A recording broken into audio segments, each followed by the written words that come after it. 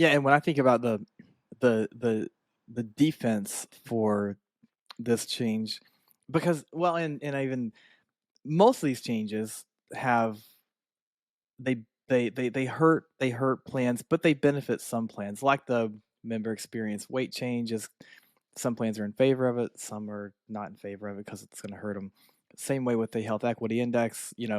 If I don't have many members with social risk factors, or if I'm not doing a good job of managing them, obviously I'm not a fan of that change. But if I am, I'm going to get rewarded in a way I've never been able to get rewarded before. There are plans that are going to benefit from that. This change, you could argue that, of course, 5-star plans are in favor of it, but I think with the other changes, I don't think 5-star plans are secure. So I don't think anyone is necessarily benefiting from this, unless you the ones in the end who do become 5 stars, who are in that 5-star threshold. But I just think there's no guarantee to being 5 stars anymore because of all these changes. But the defense mechanisms, I feel like number one is to be 5 stars, obviously, which that's that's a whole set of challenges that another conversation.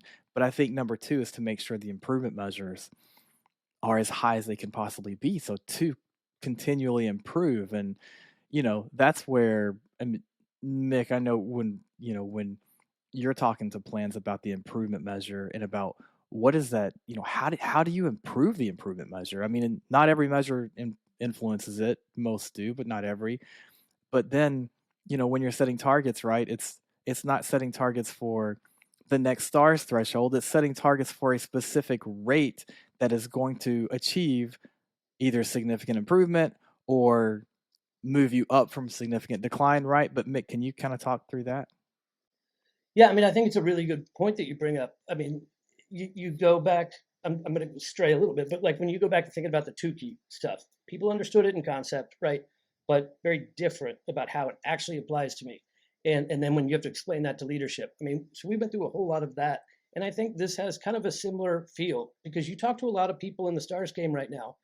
Not everybody really understands the nuance of the QI measures. And I was frankly going to ask Anna to expand on this too, but the way I think about it, you need to make sure that your team, your leadership really understands how the QI measures work. What does it take to get to kind of end up on that 4 or 5 star rating? How do the no significant change, significant decline, significant improvement, how do those work? How do you project what those thresholds are likely to be? How does that adjust, based on your performance? And and then how do you kind of keep tabs on that as the year progresses? So I think the first fundamental piece is truly understanding how it works and how to think about it within your organization.